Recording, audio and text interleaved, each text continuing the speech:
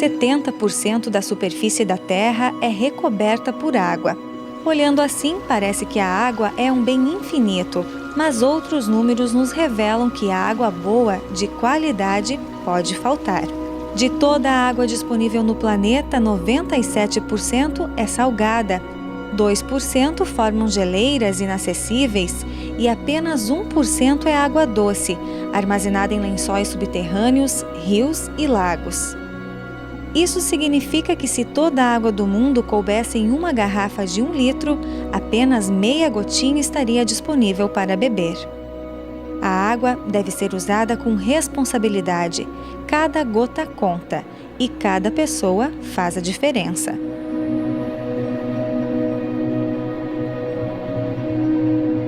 A água, além de ser vital para o homem, desempenha papel importante no processo de desenvolvimento econômico e social de qualquer país.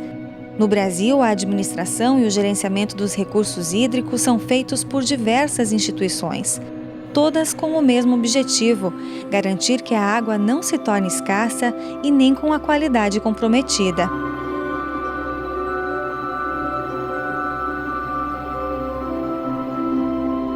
O país está dividido em 12 regiões hidrográficas, 3 delas com águas que correm em Santa Catarina: a região hidrográfica do Paraná, do Uruguai e do Atlântico Sul.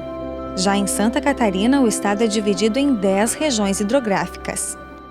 Essas regiões contam com centenas de grandes e pequenos rios que formam as bacias hidrográficas. Um dos órgãos responsáveis pela gestão dessas águas são os comitês de bacias. Eles são formados por representantes do poder público, por usuários da água e pela população da bacia. Essas pessoas são os parlamentares das águas. São elas que administram e controlam o uso dos recursos hídricos da bacia. Em Santa Catarina já são 16 comitês em funcionamento. Garantir o acesso da água da bacia por todos é um dos principais desafios dos comitês. Na bacia hidrográfica do Rio Timbó, por exemplo, as águas abastecem do consumo humano à agricultura. Ela também é usada como fonte de renda para pequenos empresários e grandes investidores. O Rio Timbó é o principal da bacia. Entre os municípios por onde passa esse gigante está Porto União, sede do Comitê da Bacia. Nesta região, o turismo de pesca atrai centenas de pessoas todos os anos. A região também conta com lindas cachoeiras, que são um convite para o mergulho e para a prática de esportes radicais. É nesta região que o Persson escolheu viver e trabalhar. A pousada, administrada pela família, tem o clima acolhedor das pessoas nascidas e criadas no campo. Para nós, o Rio Timbó é de suma importância que nós, como pousada e como famílias agricultoras, hoje a gente sobrevive do Rio Timbó. Mas as cachoeiras da região não atraíram só os turistas. Aqui, investidores encontraram uma região com grande potencial para a instalação de pequenas centrais elétricas. Este tipo de usina utiliza os desníveis do rio a seu favor.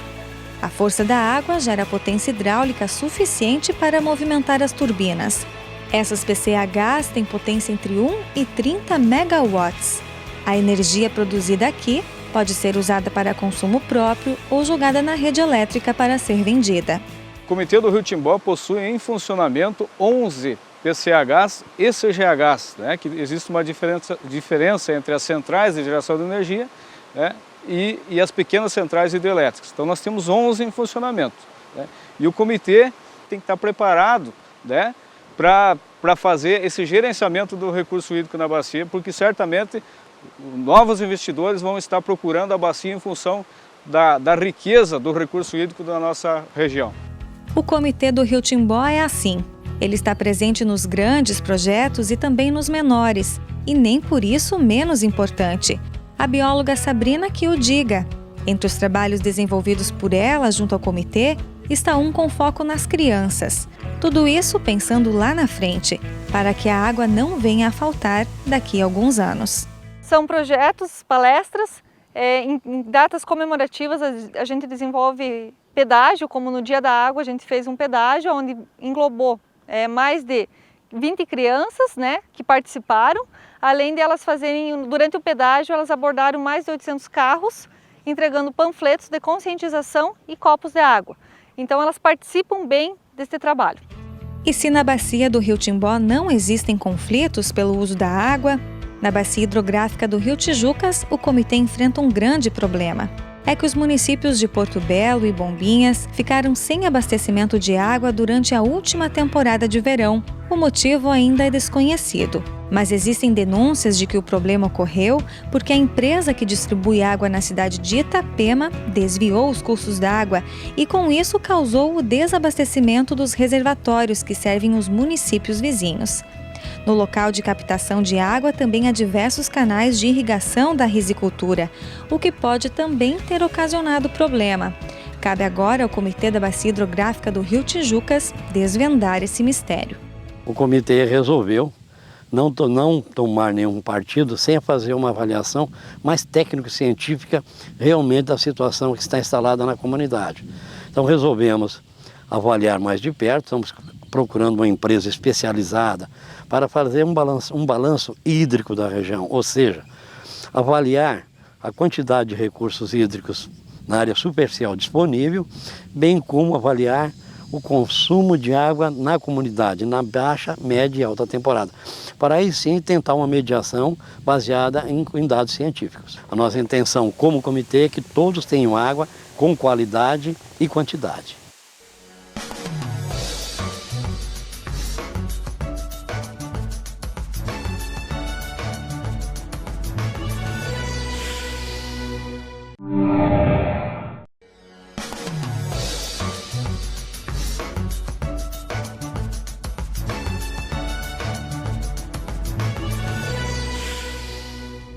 Uma ferramenta importante para o sucesso do trabalho dos comitês é o plano de bacia.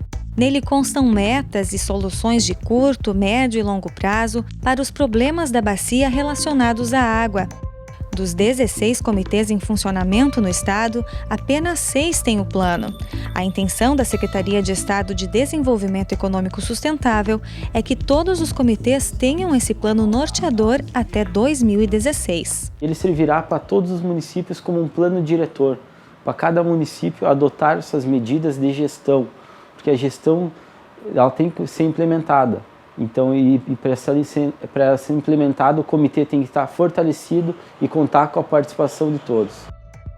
O plano de bacia é elaborado por empresas contratadas pelo Estado, mas cabe aos comitês o acompanhamento do estudo, do início à aprovação final. Em Araranguá, a expectativa para a elaboração do plano é das melhores.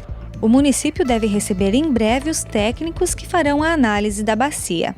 A gente espera que ele possa servir como ferramenta do Comitê de Bacia para que a gente possa recuperar, inclusive, o que já agredimos nessa bacia. Porque nós não entendemos nenhum tipo de produção, nenhum tipo de economia sendo desenvolvida, certamente com agravante de poluentes, o que não interessa para nós, o que não interessa para a bacia e com certeza não vai interessar para a sociedade e muito menos para o planeta. Paralelo ao plano, o Comitê Araranguá está desenvolvendo um projeto de grande importância para toda a população da bacia. O comitê pretende cuidar da manutenção das estações hidrometeorológicas da região. Elas funcionam como uma rede de monitoramento capaz de prever períodos de intensas chuvas ou de secas, por exemplo. Os dados são disponibilizados via internet e podem ser acessados por qualquer pessoa. Em toda a bacia, existem 33 estações instaladas. Nossa preocupação é justamente com a prevenção. Futuramente nós temos a ideia de colocar mais estações na bacia, nos locais que ainda faltam, no município de Timbé do Sul, onde já aconteceu a grande enchente de 95, em Siderópolis, alguns municípios abaixo, para que as pessoas tenham os dados para prevenção mesmo, não simplesmente para dizer assim, choveu, deu enchente, os dados já foram. Essa é a ideia. Os comitês também atuam além das fronteiras. Um dos exemplos é a união de 5 comitês de Santa Catarina e 11 do Rio Grande do Sul, que estão engajados na formação e instalação do Comitê da Bacia do Rio Uruguai. A área total da bacia hidrográfica do Rio Uruguai é de 385 mil quilômetros quadrados. Metade dela está em território brasileiro.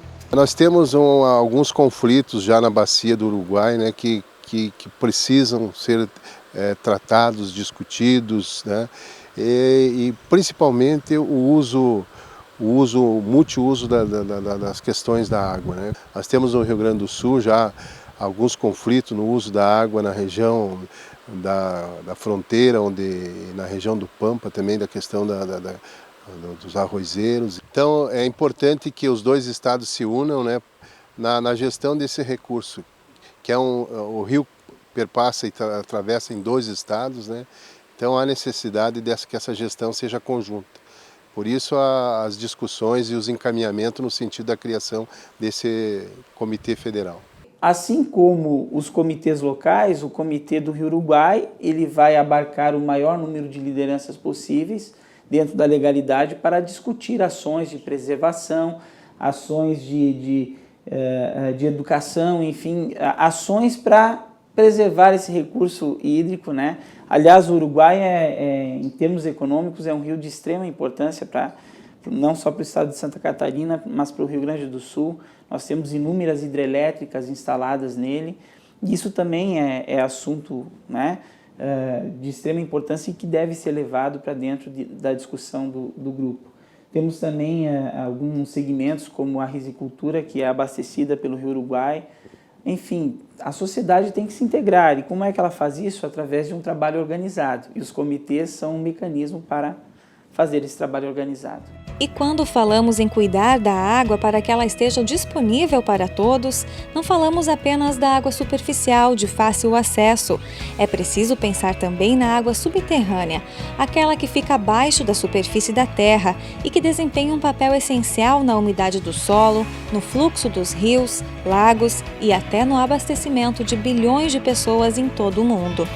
E é isso que faz o Comitê do Rio Jacutinga, com sede em Concórdia.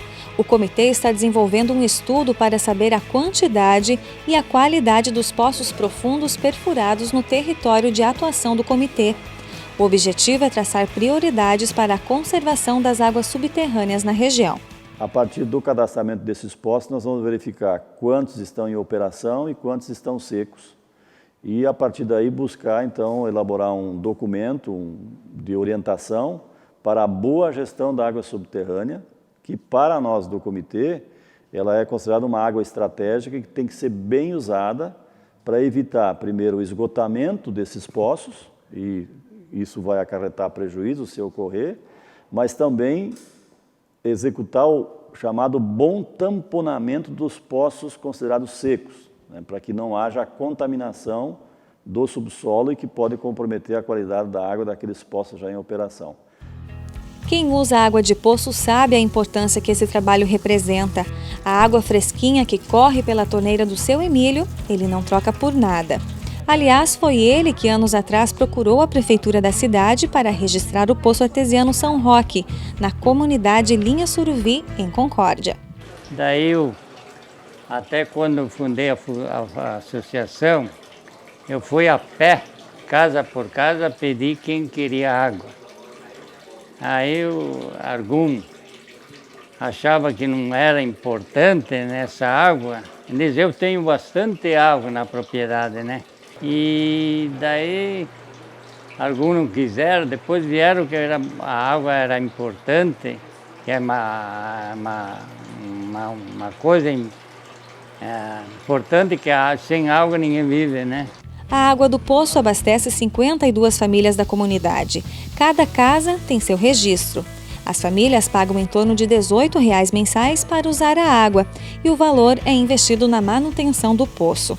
Um exemplo de relação harmoniosa entre o homem e a natureza.